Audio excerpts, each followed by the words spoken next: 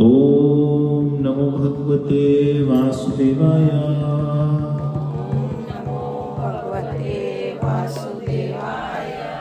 ओम नमो भगवते वासुदेवाय।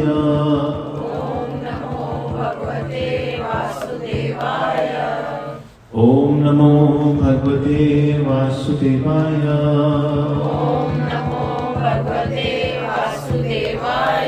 कृष्णाय वासुदेवाय देवकी नंदनाय च नंद गोप कुमाराय गोविंदाय नमो नमः। हे कृष्ण करुणा सिंधु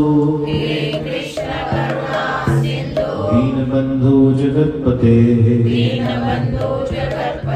गोपेश गोपी कांत राधा कांत नमोस्तुते। तप्त कंचन गौरंगी राधे वृंदावनेश्वरी वृषभानुसुत देवी प्रणमामि हरिप्रिया। श्री कृष्ण चैतन्य प्रभु नित्यानंद श्री अद्वैत गदाधर श्रीवासादि गौर भक्त वृंद। हरे कृष्ण कृष्ण कृष्ण हरे हरे हरे राम राम राम हरे हरे। नमो विष्णुपदाय कृष्ण पृष्ठाय भूतले श्रीमते मधुसूदनाय भक्ति नामिने नमस्ते मधुसूदनाय भक्तिपात्रयाय दुर्लभ कृष्ण भक्ति मति सरलताय। श्री राधे। एकादशी का पवित्र दिन और हमारा जो विषय चल रहा है वो नवदा भक्ति का चल रहा है। किसी को याद है नवदा भक्ति?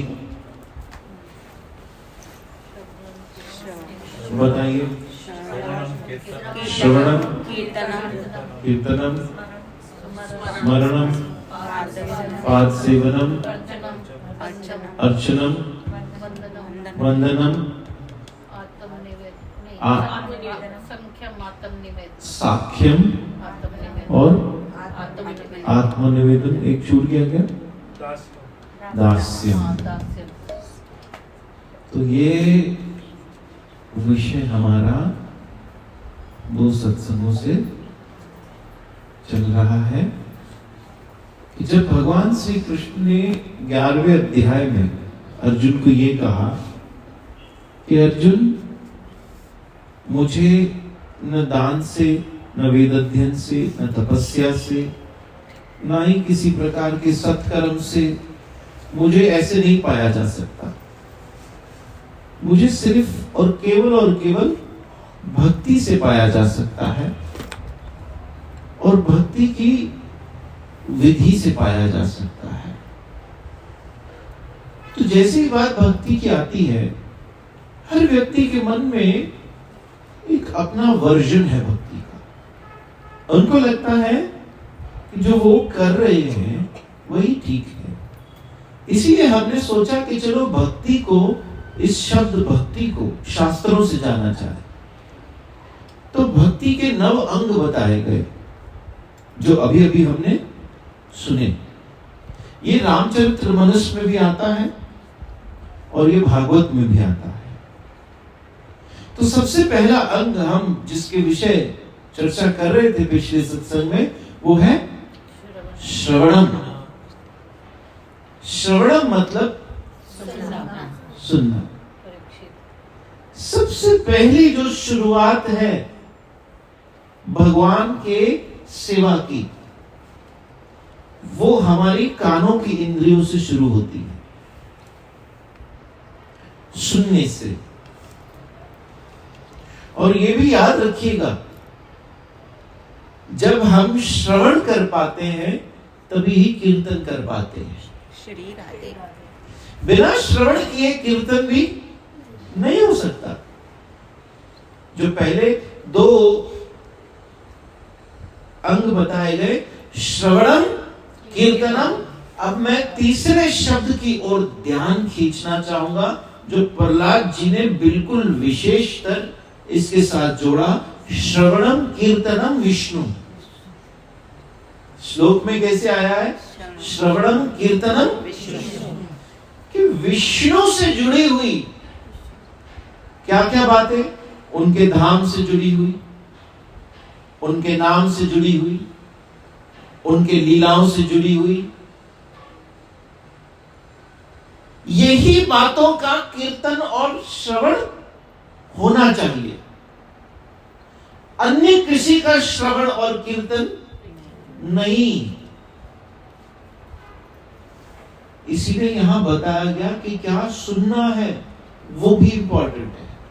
पहले तो क्या सुनना है, क्या सुनना है, और उसके बाद किससे सुनना है, किससे सुनना है। आपको पता है आज हमारे भारत देश में यदि आप किसी जाने माने भागवत कथा के वक्ता से भागवत कथा कराने जाओ तो कम से कम 1 करोड़ का खर्चा है। कहिए कितने का खर्चा है? 1 करोड़ का खर्चा है।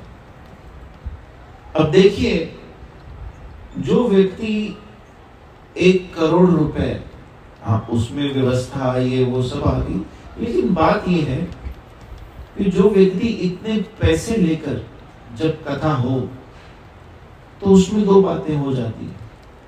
एक तो बोलने वाले पर प्रेशर रहता है, वो कभी भी स्वतंत्र होकर नहीं बोल पाएगा। किसका प्रेशर रहता है?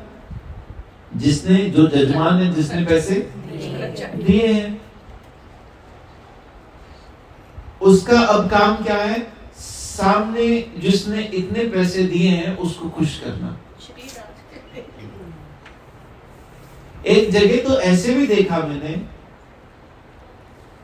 कि गाने वाला कोई आया था, भजन गाने वाला, उन्होंने गाए 6-7 भजन और फिर बंद कर दिया। तो सामने वाले ने जब कहा कि 1-2 और भजन गाइए ना, तो कहा उसका एक्स्ट्रा लगेगा। श्रीराधे कहिए, उसका एक्स्ट्रा चार्ज लगेगा। तो जब पैसे देकर और लेकर ये कार्य किया जाता है तो जो कथा का प्रभाव है, जो शक्ति है धर्म की, सत्यता की, फिर वो जाने लगती है, फिर वो जाने लगती है। इसलिए आप याद कीजिए, जब शुकदेव गोस्वामी जी भी भागवत कथा सुनाने बैठे तो देवता अमृत का कलश लेकर आ गए। कहा आप ये अमृत का कलश ले लीजिए और हमें कथा सुना दीजिए। तो शुकदेव गोस्वामी जी ने कहा तुम लोग अभी तक कथा का महत्व नहीं समझ पाए, इसलिए तुम कथा के अधिकारी ही नहीं हो, वापस भेज दिया।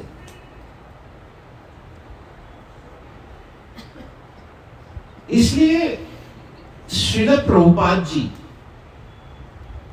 हमारे परम गुरुदेव श्रील प्रभुपाद जी कहा करते थे कि कथा अपने आप में पवित्र है, जैसे कि एक सफेद दूध के समान। दूध कैसा होता है? अपने आप में बड़ा पवित्र होता है, लेकिन अगर उस दूध को सांप आकर चख ले तो सांप का विष उस दूध में मिल जाता है। ऐसे कथा अपने आप में पवित्र है, लेकिन जब सुनाने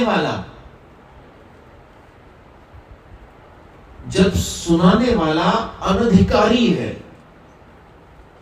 तो फिर उस कथा का प्रभाव जो हम पर है वो नहीं होगा, उस कथा का प्रभाव नहीं हो सकता फिर। इसलिए कथा किससे सुननी चाहिए, श्रवणम किससे करना चाहिए और किसका करना चाहिए, ये हमें समझना होगा। देखिए, ये हरि कथा जो है ये कोई मनोरंजन की बात नहीं है, ये कोई एंटरटेनमेंट नहीं है कि हमें जहां एंटरटेनमेंट ज्यादा नजर आया हम वहां चले गए, थोड़ा बहुत नाचे, थोड़ा बहुत गाए, थोड़ा बहुत झूमे, हो गई कथा। कभी कभी तो ये भी देखने में मिलता है कि कथा कम होती है लेकिन उस कथा में जो एक प्रकार की एंजॉयमेंट है वो बहुत ज्यादा हो जाती है। मैं एक कथा में गया था, वहां पर भागवत कथा होती थी आखिरी के 15 मिनट। कितनी देर? आखिरी के 15 मिनट बस। अब उसके पहले क्या होता था, जो वक्ता का मन करे, जो वो बोलना चाहे वो बोल रहे हैं, जो उन्हें लगे कि सामने वाले को इससे खुशी मिलेगी, सामने वाले को इससे मजा आएगा, सामने वाले इससे नाचेंगे, सामने वाले इससे गाएंगे, वो उसी से कर रहे हैं। इसलिए कृष्ण कथा मतलब क्या, चलो मुझे बताइए।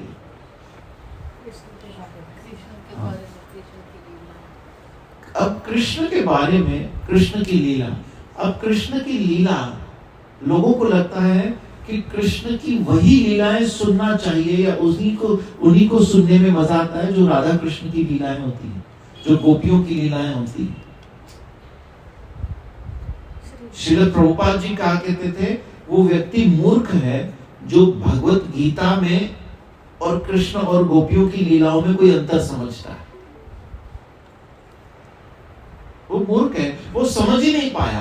कृष्ण कथा मतलब क्या कि जब भी आप कृष्ण के किसी भी विषय पर चर्चा कीजिए आपको उतना ही आनंद प्रदान करेगी, फिर वो कोई भी लीला हो। ऐसा नहीं कि गोपियों की बातें करें, राधा रानी की ही बातें करें, रास लीला की बातें करें तो कुछ अलग मजा आए, और गीता की बातें करें तो नहीं ये गीता हमें सुनना, ये कौन सुनेगा गीता। कृष्ण की हर लीला उतनी ही महत्वपूर्ण है और उतनी ही प्रकाश देने वाली है, उतनी ही हम सब के पापों को हरण करने वाली है। इसलिए मुख्य क्या है, श्री कृष्ण। इसलिए श्रवणम बोलिए, श्रवणम मतलब सुनना, लेकिन क्या सुनना है और किससे सुनना है, कृष्ण के विषय को एक अधिकारी वैष्णव से सुनना है। एक, अब देखिए सुनने, अब हमें कैसे पता चले जो कृष्ण की कथा सुना रहा, सबसे पहली बात वो किसी परंपरा से जुड़ा हुआ होना चाहिए, किसी परंपरा। अब कलयुग में 4 परंपराएं बताई गई, ये कलयुग में 4 संप्रदाय बताई गई जो श्री कृष्ण से जुड़ी हुई। जो भी इन 4 संप्रदायों में किसी भी रूप से जुड़ जाता है उसका निश्चित रूप से मंगल होना ही है। श्री राधे। 4 संप्रदाय के नाम किसी को पता है? हाँ, श्री संप्रदाय, रुद्र संप्रदाय, वेरी गुड दादा। 2 और एक हमारी बता दो। हाँ, किसने बोला? हाँ, ब्रह्म माधव गौड़ाई वैष्णव संप्रदाय, ये हमारी संप्रदाय। और चौथी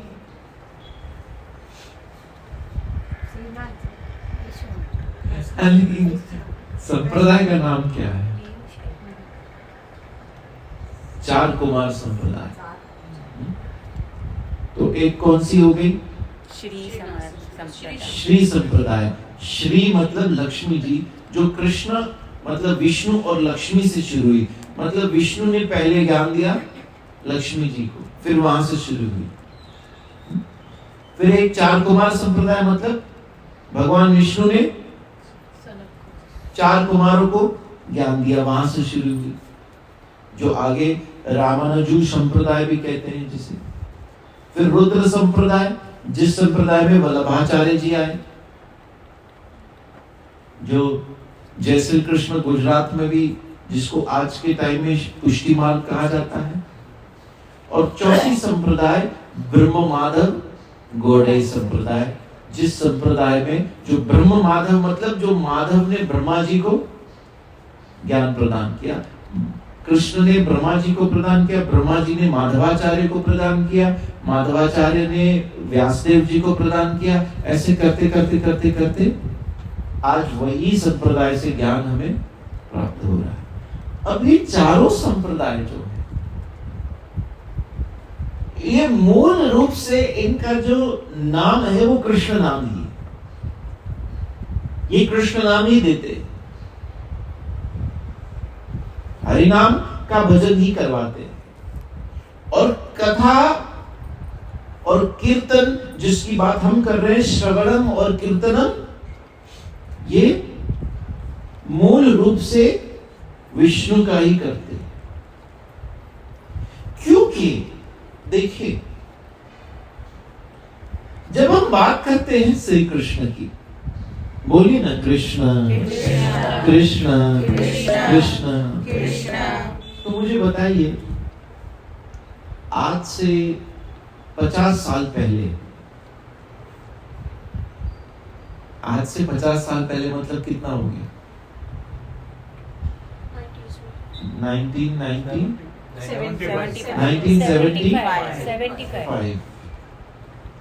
1975 में दादा आप कितने एज के थे? 10 इयर्स के थे। 1975 से और पीछे चलते हैं, 50 साल और पीछे चलते हैं, 1925। तब हम सब कहाँ, हम सब तो थे ही नहीं। तो हमारे जो पूर्वज थे वो कहाँ थे? सिंध में थे ना? नहीं, कोई तो पूर्वज मतलब सब हो जाते हैं। उस समय हमारे परदादा जो भी रहे होंगे वो कहाँ थे? सिंध में। तो चलिए उससे, उस समय 1925 में आपको पता है कीर्तन किस नाम का होता था? या तो राम नाम का होता था या तो कृष्ण नाम का होता था। आप देखिए, हमारे उस समय के जितने भी संत हैं, जितने भी महात्मा हैं, उन लोगों ने किस नाम का कीर्तन किया? या राम नाम का या कीर्तन, या पूरे भारत। अब इससे भी पीछे चलिए, मैं तो कहता हूं और पीछे चलिए, 1800 सदी में चलिए, और उससे भी पीछे चलिए, 17वीं सदी में चलिए। 17वीं सदी में गुरु नानक देव जी आए थे। तो गुरु नानक देव जी ने किस नाम का कीर्तन किया? राम नाम का किया या कृष्ण नाम का किया या हरि नाम का किया? मानते हो? संत कबीर आए थे, संत कबीर ने किस नाम को जपा? या राम नाम को जपा या कृष्ण नाम को जपा, हरि नाम को जपा? मानते हो? संत तुकाराम भी उसी समय आए थे, किस नाम को जपा? बोलिए ना। या तो राम नाम को जपा या तो कृष्ण नाम को जपा, हरि नाम को जपा।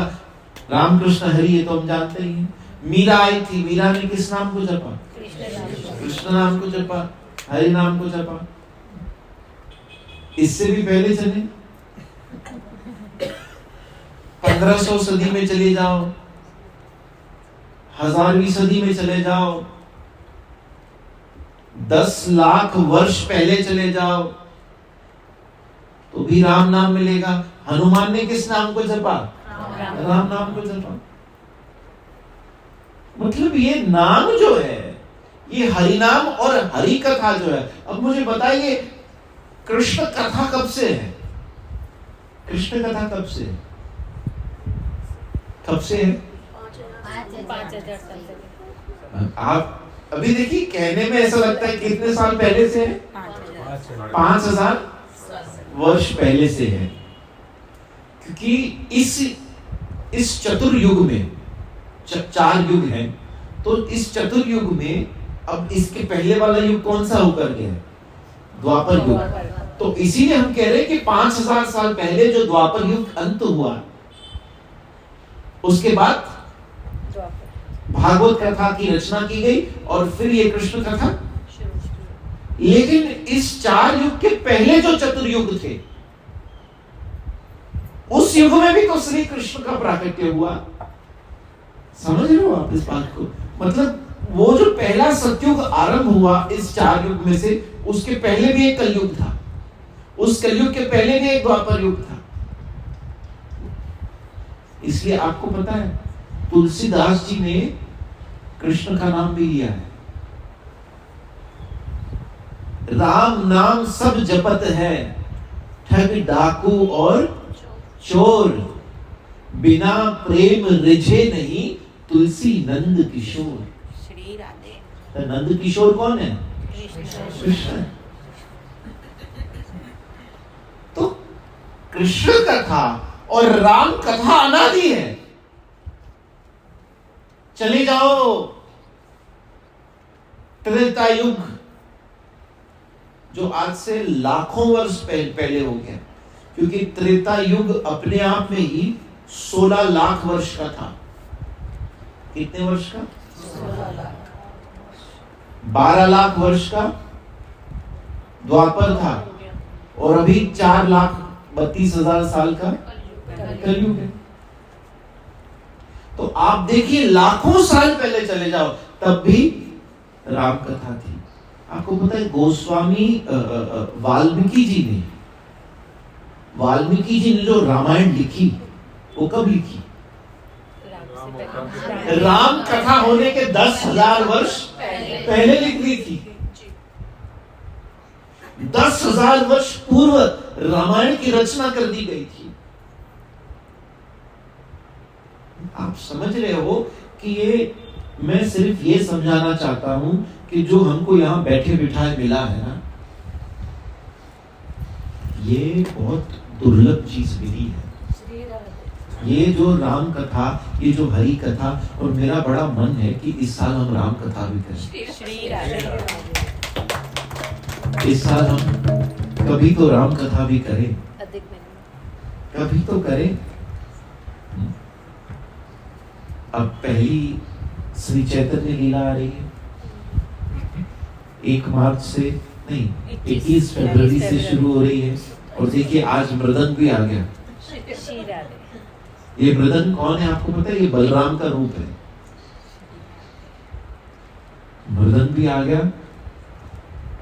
और देखो, इसमें ये पहनो भाई, इसमें इसे पहन के नगर कीर्तन करने भी जा सकते हैं हम,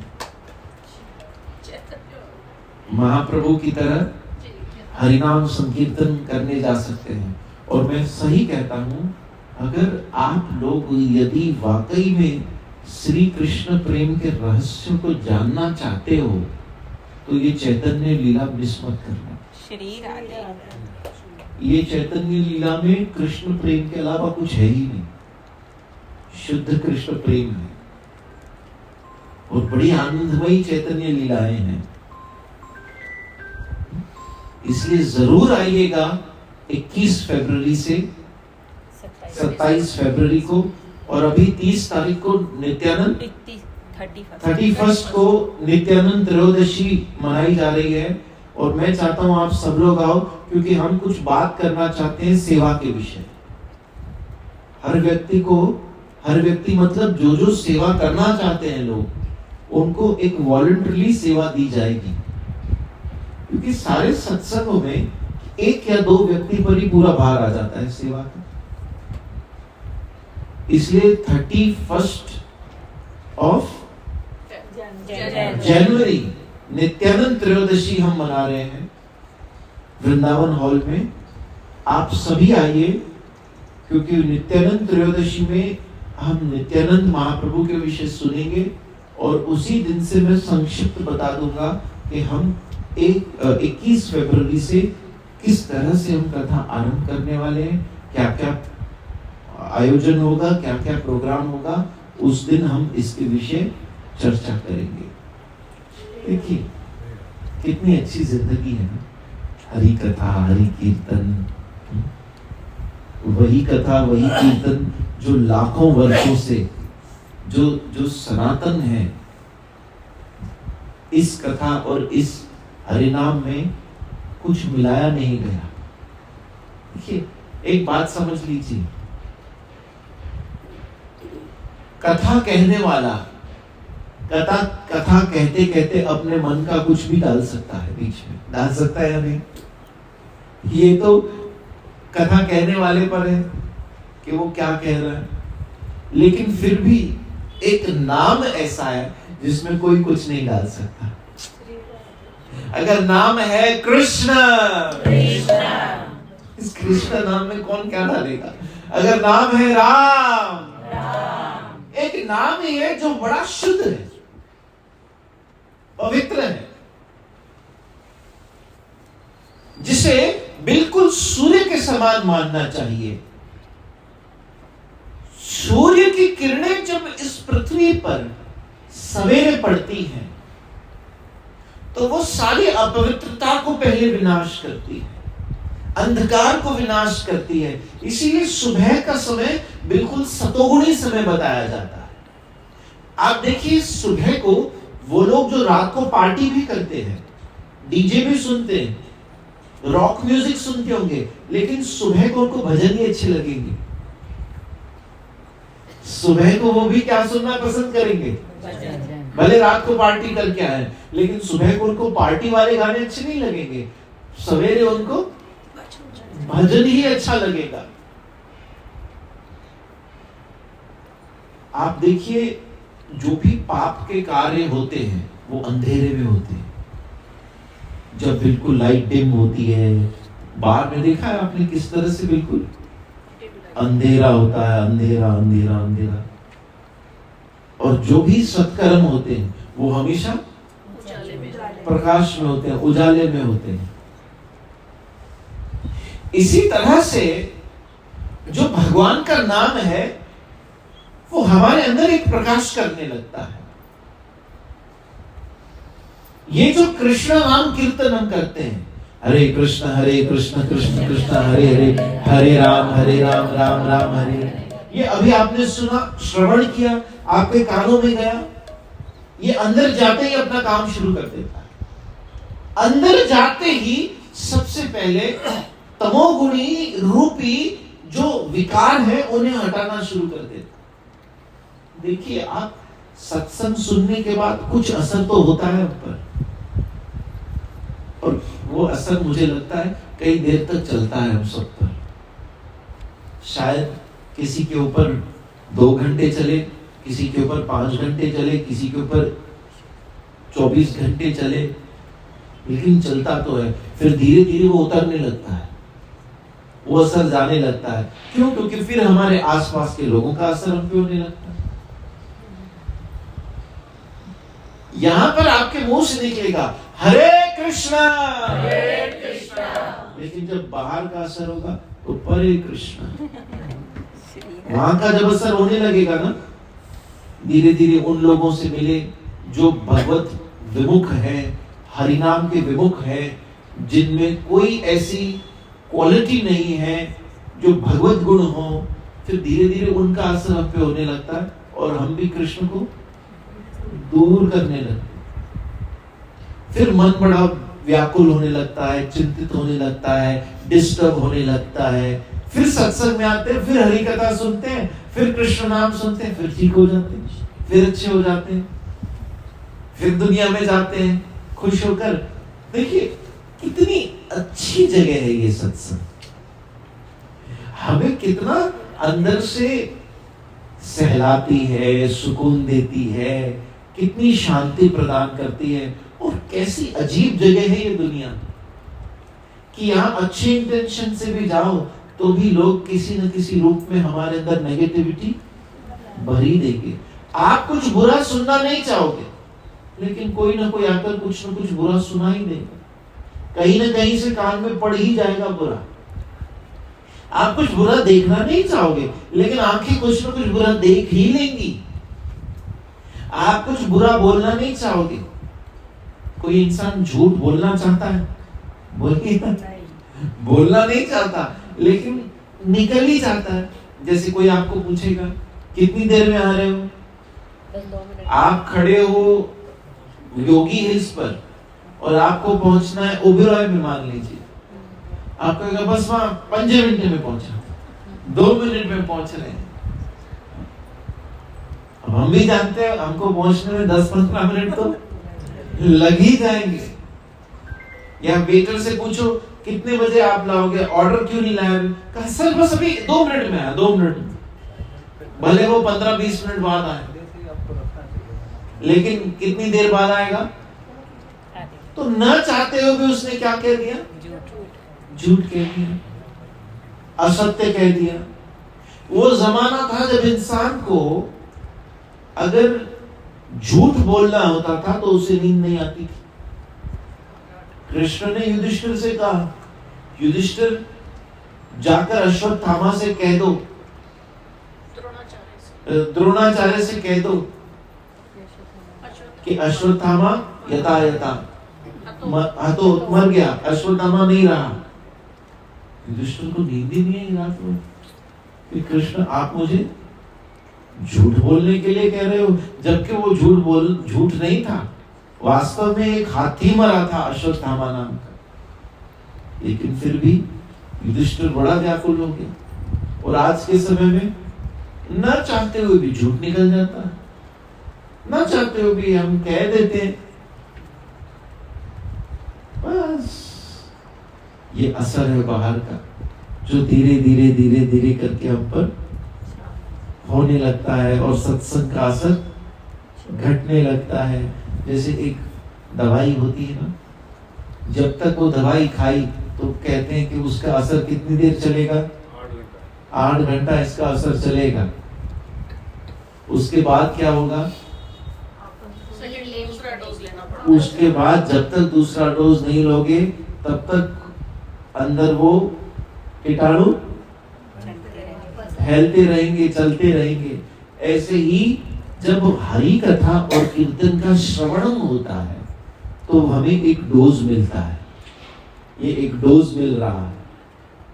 वो जब कानों से प्रवेश करती है कृष्ण कथा, ये कृष्ण नाम जब कानों से प्रवेश करता है, और कैसे प्रवेश करता है? शुद्ध रूप से, शुद्ध रूप से प्रवेश करने लगता है, तो हमारे मन पर जाकर वो असर करने लगता है। और मन पर जब असर होता है तो हमें भी पता चलता है। लोग आकर कई बार मुझे कहते हैं बड़ा मजा आया आज के सत्संग में। ये मजा क्या था? ये वो असर ही है।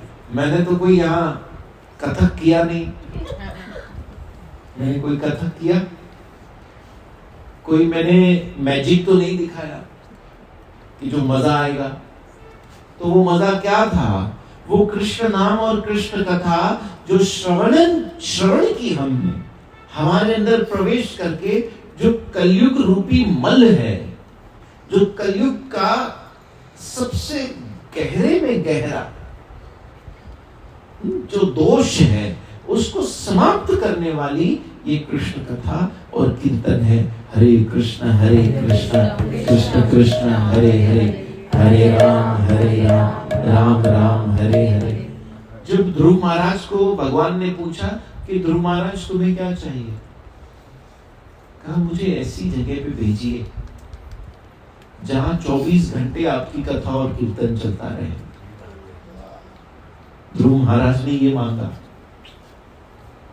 भगवान ने कहा ध्रुव इस पृथ्वी पर तो ऐसी कोई जगह नहीं है जहां 24 घंटे मेरे कथा और कीर्तन चलती रहे।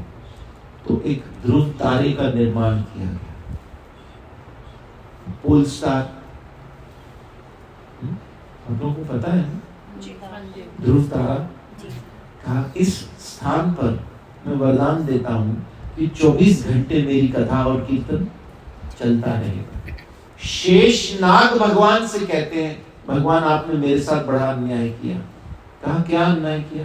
कहा मुझे 1000 मुख दिए और 2000 कान दिए। 1000 मुख है तो कान कितने हुए? 2000 कान दिए। कहा ये भी कम है आपकी कथा सुनने और गाने के लिए। श्री राधे मैं आपकी कथा 2000 कानों से भी जब सुनता हूं तो कम लगती है, और आपके गुण जब इन 1000 मुख से गाता हूं तो वो भी कम लगता है। इसलिए श्रवणम कीर्तनम विष्णु। आप देखिए शुरुआत हमेशा श्रवण से हो। अगर आप सबके जीवन में इस समय कहीं कृष्ण प्रवेश कर चुका है तो कहीं से श्रवण किया होगा, कहीं सुना होगा, किसी से भी सुना होगा, लेकिन कहीं कृष्ण के बारे में सुना होगा। कृष्ण पहले हमेशा कानों से प्रवेश करता है। इसलिए मुझे बड़ा अद्भुत लगता है कि भगवान ने ये 2 कान बनाए, 2 कान बनाए। और देखिए ये कान बनाने के बाद उसने कितनी हम पर दया की। ये कान बनाने के बाद हमें हरि कथा दे दी सुनने के लिए। एक जगह शास्त्रों में वर्णन आया कि जीव का सबसे बड़ा दुर्भाग्य क्या है? नरकलोक जाना? कहा नहीं। हम बोलते हैं ना कि आत्मा की सबसे बड़ी दुर्गति क्या होगी? अगर उसे नरक लोक जाना पड़े। आपको पता है जब किसी का शरीर छूट जाता है, जब किसी का शरीर छूट जाता है तो हम कहते हैं ना पितरों को मुक्त करना चाहिए, पितरों को पूजा करनी चाहिए। कहा जाता है नहीं कि 12 दिनों तक पितर घूमते रहते हैं। सुना है आप लोगों ने कि ऐसे पिंडदान करना चाहिए। जानते हो कि होता क्या है उस समय? होता क्या है उस समय? उस समय जब आत्मा एक शरीर छोड़ चुकी होती है तो दूसरा शरीर जब तक तैयार नहीं होता उसके जाने का। जैसे एक ट्रेन से हम जा रहे हैं, बीच में हमें ट्रेन बदलनी है, या फ्लाइट से हम जा रहे हैं तो एक ओवरले आता है। यहां से अगर आप एमिरेट्स की फ्लाइट में अमेरिका जाओगे तो वो दुबई पर 4-5 घंटे ओवरले करेगी, रुकेगी। वहां पर हमें उतरना पड़ता है, वेटिंग रूम में बैठना पड़ता है जब तक नई फ्लाइट तैयार नहीं होती। ऐसे ही जीवात्मा जब शरीर छोड़ देती है और उसका नया शरीर जब तक नहीं बना होता है, यदि नहीं बना होता है, तो उसे वेटिंग रूम में कुछ देर वेट करना पड़ता है। उसी को पितृलोक कहते हैं। उसी को क्या कहते हैं? पितृलोक। क्योंकि गीता में तो कृष्ण ने कहा यम यम वापी स्मरण भावम त्यजते अन्ते कलेवरम के अंत समय में जो आपके स्मरण में है दूसरा शरीर आपको वैसा ही मिलेगा। तो जब तक वो दूसरा शरीर तैयार हो, जब तक प्रकृति अपना अपना कार्य करे और दूसरा शरीर तैयार हो, तब तक वो जो वेटिंग पीरियड होता है उसे पितृलोक कहते हैं। और मान लीजिए किसी ने इतने कुकर्म किए कि उसके कुकर्म के अनुसार का अभी शरीर बन ही नहीं सकता, तो पितृलोक के बजाय उसे नरक योनि मिलती है। नरकलोक में जाना पड़ता है, वहां भोगना पड़ता है पहले। जब वहां हिसाब किताब पूरा होता है फिर उसको वेटिंग में भेजा जाता है, और फिर जाके यम यम वापी, जिस भाव में शरीर छोड़ा होता है फिर वो भाव में दूसरा शरीर जन्म लेता है। तो ये बड़ा सफर होता है मृत्यु के बाद का। मैं आज आप लोगों से पूछता हूं, आपको अगर अकेले यहां से दिल्ली भी जाना पड़े तो आप सोचते हो कि कोई साथ हो तो अच्छा। इस सफर में कोई साथ हो तो अच्छा हो। अरे यहां से अगर मैं आपको कहूं कि आपको विक्टोरिया टर्मिनस जाना है, सीएसटी जाना है, तो आप भी किसी को फोन करके पूछोगे हली टीछा मुझसे, अकेले नहीं जाओगे। छोटे से छोटे सफर के लिए भी आपको कोई साथ चाहिए। तो सोचिए मृत्यु के बाद का सफर कितना लंबा है। इसलिए उस सफर में नाम को सहाय बनाने की बात कही गई कि क्योंकि उस सफर में कोई सहायता नहीं कर सकता, कोई पिता, कोई माता, कोई भाई, कोई बहन, कोई सहायता नहीं कर सकता। नाम तेरे संग सहाई, उस सफर में तो सिर्फ नाम ही सहायता कर सकता है। हरे कृष्ण कृष्ण कृष्ण हरे हरे, हरे राम राम राम हरे। मैं बात क्या कर रहा था? पितृलोक। उसके पहले मैं यहाँ आया क्यों? सफर पर आ गए, उसके बाद में याद आता है यार ये शुरू क्यों किया? हाँ, ध्रुव तारा। मैं एक आपको ध्रुव तारे के बारे में बता रहा था कि भगवान सबसे पहले कहां से प्रवेश करता है? कानों से प्रवेश करता है। हाँ, श्रवण, कानों से प्रवेश करते हैं हमारे, और वो कानों से प्रवेश करके हमारे हृदय में जो जन्म की मैल है वो नाम के रूप में जाकर सफाई करने लगती है, जिसे महाप्रभु ने कहा चेतो दर्पणम मार्जनम। चित्त रूपी दर्पण का मार्जन होता है, साफ सफाई होती है। कृष्ण नाम, कृष्ण कथा साफ सफाई करती है। इसलिए ये एक श्रवण करना, सिर्फ श्रवण भी यदि के, अब ये जो 9 भक्ति के अंग हैं, इसमें से एक अंग भी आपने कर लिया तो भी उद्धार हो सकता है। सिर्फ सुनने से भी उद्धार हो सकता है, सिर्फ कीर्तन से भी उद्धार हो सकता है। अब कीर्तनम की बात आती है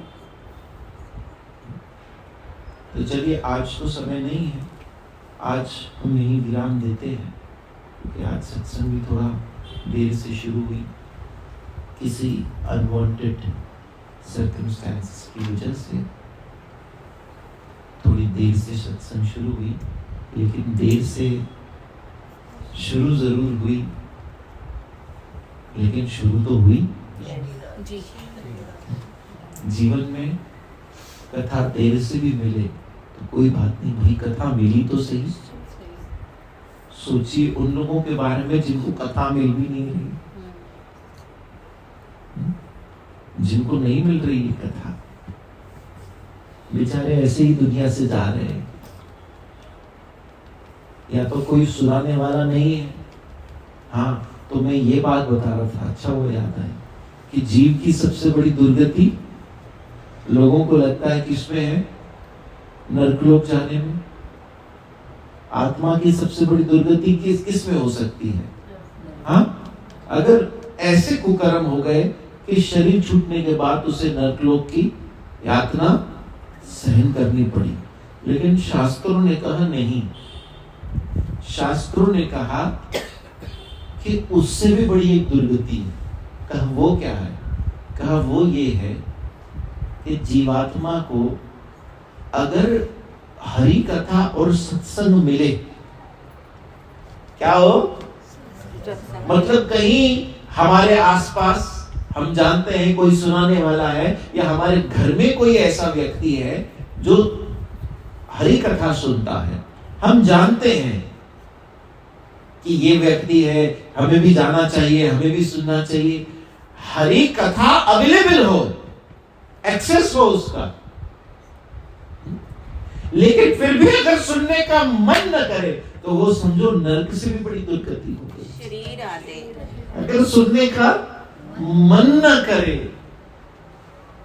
वो मन कहां से आएगा? जो बार बार सत्संग की तरफ खींच ले जाए हमें, वो सिर्फ गुरु कृपा से आता है। वो कहां से मन में आएगा कि चलो सत्संग सुनते हैं? कहां से मन में आएगा चलो चैतन्य महाप्रभु की लीलाएं सुनते हैं? कहां से मन में आएगा चलो भागवत कथा करते हैं? कहां से मन में आएगा कि चलो राम कथा करते हैं? ये सिर्फ और सिर्फ गुरु कृपा से आता है। हमें तो उल्टा लगता है कि हमारे मन में हमें बस कथा कथा कथा कथा, कीर्तन कीर्तन कीर्तन कीर्तन, इसी में अपने जीवन को व्यतीत करना चाहिए। सोच लीजिए कि जब तक है जान जपते रहेंगे तेरा नाम, इसी में हमारे प्राण जाए। कथा सुनते सुनते किसी का शरीर छूट जाए, कितनी अच्छी बात है। कथा करते करते किसी का शरीर छूट जाए, कितना अच्छा अंत है। कीर्तन करते करते कोई इस दुनिया से चला जाए, कितना अच्छा अंत है, कितना अच्छा अंत है। इसीलिए मैं कहता हूं कोई सत्संग, कोई कथा, कोई कीर्तन मिस मत करो। क्या पता वो हमारी जिंदगी का आखिरी दिन हो। श्री राधे। क्या पता, करो, यही मौका है। तब पछतावत क्या होवत है जब चिड़िया चुग गई। आज हमारे पास तन भी है, बोलिए तन है, अभी छूटा नहीं है, तन है, भले टूटा फूटा है, हले हले, कड़े गोडन में सूर, कड़े कमर में सूर, कड़े मथे में सूर, कड़े कंध में सूर, कड़े कहां सूर पता नहीं, सब टूटे फूटे हैं। अब कुछ दिन पहले मुझे भी बड़ा नेक्स्ट पेन हो गया था। तो क्या हो गया? टूटा फूटा है, तन तो है ना, लेकिन अभी छूटा तो नहीं है, तन है। कहीं थोड़ा बहुत मन भी है। इसीलिए हम शाम को घर परिवार छोड़कर और कृष्ण की कृपा से मैं ऑफिस छोड़कर यहाँ आ जाता हूँ। नहीं तो मान लो सुनाने वाले आ गए, लेकिन सुनाने वाला ऑफिस में बैठा है तो फिर कैसे कथा होगी? तो हम सबका मन तो है कहीं ना कहीं, थोड़ा बहुत ही सही। कीर्तन बजान, ढोलक बजाने वाला ढोलक बजाने का मन है, वो आ जाता है। बोलने वाले का मन है, आ जाता है। सुनने वाले का मन है, वो आ जाता है। रखने वाले का मन है कि हमारे जगह पर कीर्तन रखो, तो मन कहीं ना कहीं थोड़ा बहुत है। तन भी है, मन भी है। अब धन भी तो है ना, धन भी तो इतना तो दिया है ना, साहिब जिसमें कुटुंब समाए, मैं भी भूखा ना रहूं, मेरा साधु भी भूखा ना जाए। इतना तो मेरे हरि ने सबको दिया है, यहाँ दिया है। और कभी चिंता मत करना इन सब बातों की। कभी ये मत सोचना ये नहीं मिला, वो नहीं मिला, ये नहीं मिला, वो नहीं मिला। मैं उस दिन ही एक जगह सत्संग कर रहा था कि जिसे कृष्ण मिला उसने सबसे बड़ा हाथ मारा है। उसने सबसे बड़ा हाथ मारा है भाई। उसने दुनिया को भी कहा कि भाई दुनिया क्या, तू मुझे दुनिया बनाने वाला चाहिए। I don't care, I give a dam. मुझे तो कौन चाहिए? कृष्ण चाहिए। तो कहीं तन भी है, मन भी है और धन भी है। तो इससे बेहतर मौका और अवसर फिर नहीं मिलेगा। ये एक संजोग बना है। मान लीजिए मन होता और तन हिलने लायक नहीं होता तो? कई ऐसे भी लोग हैं जिनका मन होता है लेकिन अब शरीर ऐसा हो चुका है। मैं एक यही शिवाजी पार्क में वहीं से कहीं से जा रहा था, वहां से जाता हूँ तो कोई ना कोई आता है, चलिए हमारे घर भी चलिए, चलिए हमारे घर भी चलिए। तो मैं चला गया किसी के घर, पता नहीं कौन था। तो वो बेड रिडन थी लेडी, और कई सालों से बेड रिडन है, और कुछ नहीं बोल, लेकिन वो इतना बोल पाई कि सत्संग में आने का मन बड़ा करता है। लेकिन अब मन करता है लेकिन तन नहीं कर सकता। क्या कर,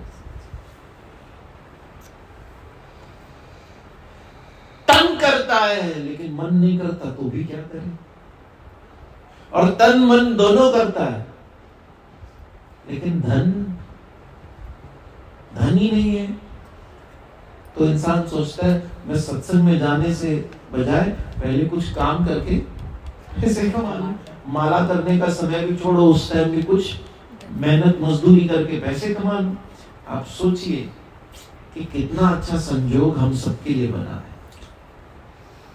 संजोग है कि भगवान ने हमें तन भी दिया, मन भी दिया और धन भी दिया, सब कुछ हमें उपलब्ध करके दिया। अब हमें क्या करना है? श्रवणम कीर्तनम विष्णु, श्रवणम कीर्तनम विष्णु,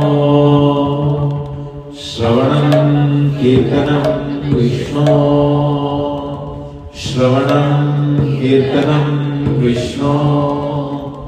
और मैं इसलिए चाहता हूं कि हमारी आदत न छूटे, इसलिए साल भर कुछ न कुछ चलते रहना चाहिए। कभी गौर लीला हो रही है, कभी होली होगी, फिर वृंदावन लीला होगी, फिर भागवत कथा होगी, फिर राम कथा होगी, कुछ ना कुछ चलते रहना चाहिए, कुछ ना कुछ चलते रहना चाहिए, ताकि हमारी लिंक न टूटे से। क्योंकि एक बार छूट गए फिर तो वो तिनका जो कहीं पानी में बह जाता है भाव से, फिर तो वो गया तो गया गया। राम कथा, हरि कथा, कीर्तन, तुलसी, फिर मिलन को नहीं, वो फिर नहीं मिलेगी ये सब। इसलिए आइए 2 मिनट कीर्तन करते हैं। आज के सत्संग को विराम। एकादशी का दिन है, आप सब बड़े भागी हैं। गीता सुनी आपने हरि कथा सुनी, कीर्तन किया। सोचिए आज का हमारा दिन मनुष्य जन्म सफल हुआ। जय जय श्री राम। ऑफिस का काम करते करते प्राण छूटा तो देखो, भक्त अगर वो भक्त है, जो ऑफिस का काम कर रहा है वो भक्त है, और कहीं उसका मन at the back of the mind Krishna की तरफ है। कृष्ण कॉन्शियस या कृष्ण भावना किसको कहते हैं? कि आपका हर काम, हर क्रिया कहीं ना कहीं कृष्ण से जुड़ी। इसीलिए तो गीता में अर्जुन को कृष्ण ने कहा तस्मात् सर्वेषु कालेषु, कि हर क्षण माम अनुस्मर युद्धया च, मेरा स्मरण करते हुए युद्ध कर।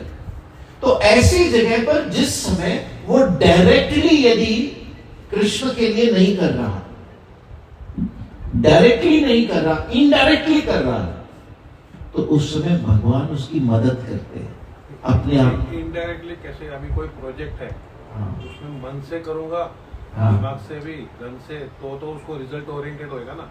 उस वक्त तो मैं कृष्णा के बारे में नहीं लेकिन आप वो सब कर क्यों रहे हो? वो सब जो भी हम कर रहे हैं, अगर हम जानते हैं कि ये हम भगवान की सेवा के हेतु ही कर रहे हैं, ये जो लक्ष्मी भी आएगी, ये जो धन भी आएगा, इससे हम भले ही अपने परिवार का पोषण करेंगे, लेकिन उस परिवार का हेड ऑफ द फैमिली कौन है? कृष्ण। उससे हम ठाकुर जी को भोग भी लगाएंगे, उससे हम ठाकुर जी के लिए वस्त्र भी लेंगे, उससे हम ठाकुर जी का श्रृंगार भी करेंगे, उससे हम उत्सव भी रखेंगे। इसीलिए तो ये पूरा एक लाइफस्टाइल अपग्रेड हो जाता है भक्ति में। सिर्फ एक बात नहीं है, सारी बातों का एक मिलन है जो परिवर्तन लाता है हमारे जीवन में। इसलिए अर्जुन तो युद्ध लड़ रहा था ना। अर्जुन क्या लड़ रहा था? युद्ध लड़ रहा था, लेकिन क्या वो युद्ध खुद के लिए लड़ रहा था? बिल्कुल उसी युद्ध के पहले कृष्ण ने उसकी वही माइंडसेट को तो ठीक किया कि अर्जुन खुद के लिए मत लड़ना, ये तो युद्ध मेरे लिए लड़ना। इसलिए हमारे जीवन में जो भी परिश्रम है, जो भी पुरुषार्थ हम करते हैं, वो अपने लिए नहीं करना। एक भक्त यही सोचता है, ये मैं अपने लिए नहीं कर रहा, ये तो मैं कृष्ण के लिए कर रहा हूं। मेरे गुरुदेव बापूजी सरकार मुझे कई बार कहते हैं कि देखो, अभी तो ये जो ऑफिस है, ये जो जॉब है, ये सब कुछ क्या है? ये सब कुछ एक कृष्ण के प्रचार के लिए यूज करने के शस्त्र है। कि अगर मैं कहीं जाकर ये कहता हूं कि मैं इस कंपनी में इस पोजीशन पर हूं, तो सुनने वाले थोड़ा कान और लगाकर सुनेंगे। मुझे कई बार लोगों ने कहा कि जब आपने ये बताया तब हमने सुनना शुरू किया, कि जैसे आपने बताया आप इतने बड़े कंपनी में जॉब करते हो, काम करते हो, तो मेरा वो जॉब करना, मेरा वो काम करना, मेरा उस पोजीशन पे होना आखिर में यूज किसके लिए हो रहा है? कृष्ण के लिए, कृष्ण के प्रचार के लिए। और मेरे गुरुदेव ने मुझे कहा ये अभी ऐसे लगता है कि हम वहां काम कर रहे हैं, हमारा जीवन है, ये है, लेकिन धीरे धीरे आगे चल के जीवन एक ऐसे परिवर्तन करता है कि फिर ये सब करने से समय ही नहीं मिलता, क्योंकि अंत में आप जो भी करो वो हो कृष्ण की सेवा, हो कृष्ण की सेवा। आप घर में अगर रोटी भी बना रहे हो तो वो कृष्ण की सेवा के रूप में बनाओ। बच्चों को पाल रहे हो, बच्चों को पढ़ा रहे हो, तो इस उम्मीद से पढ़ाकर बड़ा करो कि कृष्ण ने मुझे ये सेवा दी है। यही तो एक मानसिकता में परिवर्तन लाना है। फिर अगर काम करते करते, क्रिया करते करते भी अगर किसी का शरीर छूट रहा है तो कृष्ण मदद करते हैं, उसे अपनी याद दिलाते, श्री राधे, याद दिला देते हैं। कृष्ण कभी अकेला नहीं छोड़ते। ये उद्धव गीता में कृष्ण ने उद्धव से भी कहा कि मैं, जैसे मेरे भक्त मुझे कभी नहीं भूलते, वैसे मैं अपने भक्तों को कभी नहीं भूलता। इसलिए आइए 2 मिनट हरिनाम कीर्तन। और कोई सवाल, प्रश्न? 2 मिनट कीर्तन और आज के सत्संग को विराम।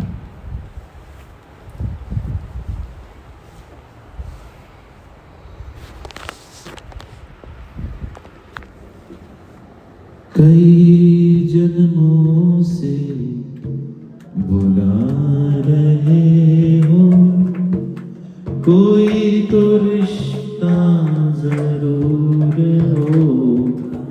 कई जन्मों से बुला रहे हो, कोई तो रिश्ता जरूर होगा।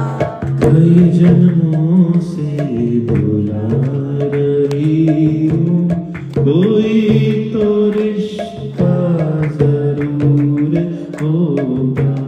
कई जन्मों से बुला रहे हो, कोई तो रिश्ता जरूर होगा। नजरों से नजरें मिला न पाई, मेरी नजर का कसूर होगा। नजरों से नजरें मिला न पाई, मेरी नजर का कसूर होगा। कई जन्मों से बुला रही हूँ, कोई तो